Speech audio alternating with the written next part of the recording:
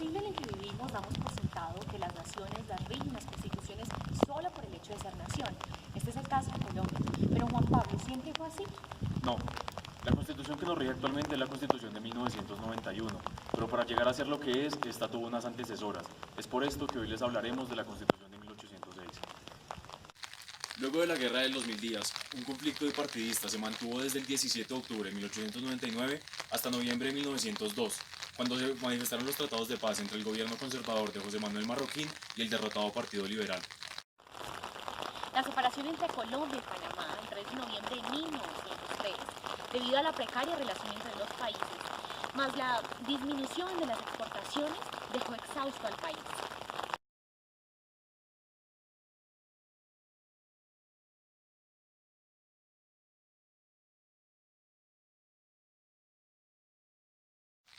Era un valiente militar de 55 años que había enfrentado con éxito las guerras del 85 y 95, de familia de comerciantes y en su juventud todo un aventurero.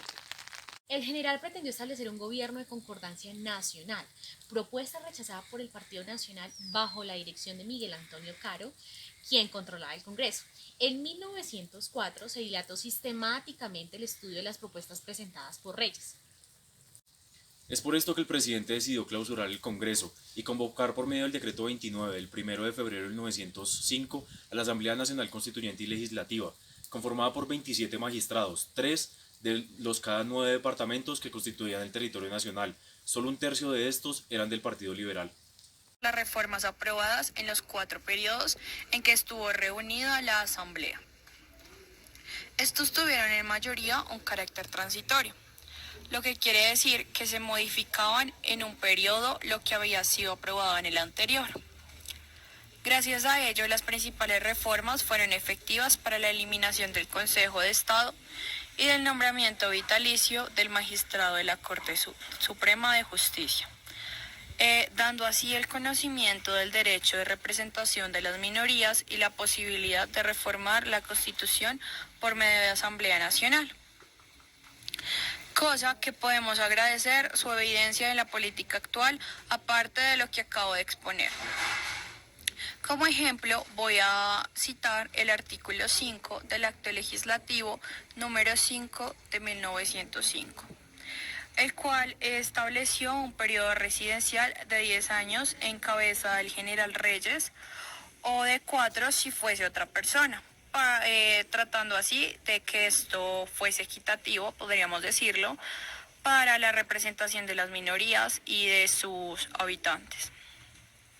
También cabe resaltar que la Asamblea también facultó al general para designar un sucesor en caso de su ausencia, temporal o definitiva en este periodo de gobernación.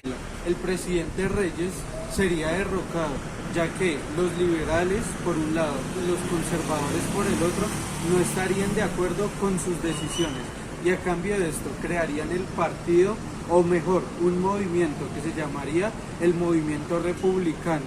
Y siguiendo con esto, Ramón González sería el nuevo presidente, quien terminaría el periodo entre 1904 y 1910. Pero las siguientes elecciones no serían fáciles, ya que solo 2 conservadores se presentarían a la contienda, y esta contienda se llevaría entre Joaquín Vélez, ¿cierto?, y Rafael Reyes por el otro lado.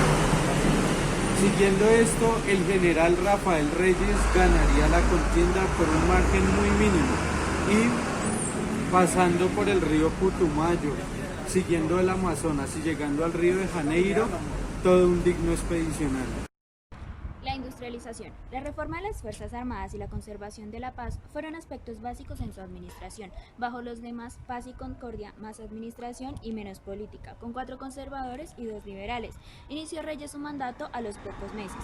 Sin embargo, entró en conflicto con el Congreso, que no quiso aprobar varios de sus proyectos de ley, por lo que resolvió clausurarlo y de añadidura conformó un grupo de congresistas rebeldes, convirtiendo ya en dictador, con 18 conservadores y 9 liberales, una Asamblea Nacional Constituyente y Legislativa, cuyos cuyas sesiones empezaron el 15 de marzo de 1905 y las enmiendas aprobadas por sucesivos actos legislativos que pueden sintetizarse así.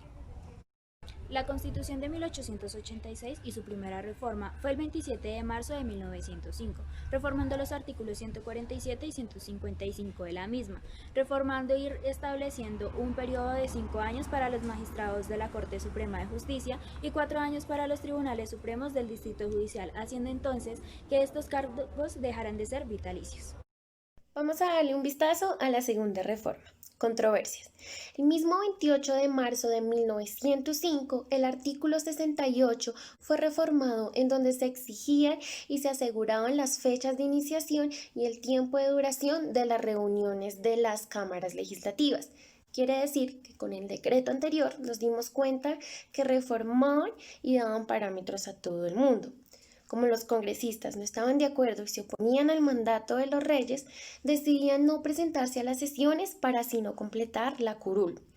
En otras medidas de las reformas, el 30 de marzo del mismo año de 1905, reforman los siguientes artículos: el artículo 74, el artículo 102, el artículo 108, el artículo 104 y el artículo 120, donde entre ellos ponen como suprema autoridad administrativa al presidente.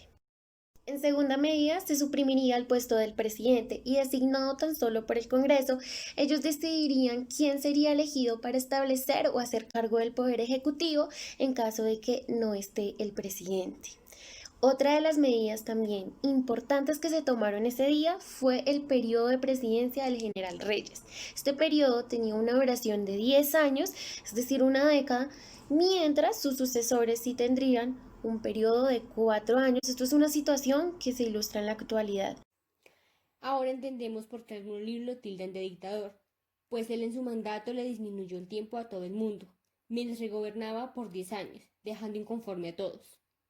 El 2 de abril de 1905, el artículo 3 de la Constitución fue reformado. Se trató sobre los límites de Colombia con Venezuela, Perú y las posesiones portuguesas con Brasil. Para Ecuador, los tratados designados serían los del 9 de julio de 1856. De esta forma se basaron los límites totales en Colombia. Otra de las reformas fue el artículo 32, el 5 de abril de 1905, donde se renovó la expropiación. Consistía que en tiempos de paz a nadie se le podía expropiar de su tierra, a menos de que se necesitara para un bien común. En este caso, entonces se le pagaría el predio a la persona que se le expropió la tierra, para así satisfacer las necesidades de todos. Esas fueron las reformas y el legado de Rafael Reyes en nuestro país.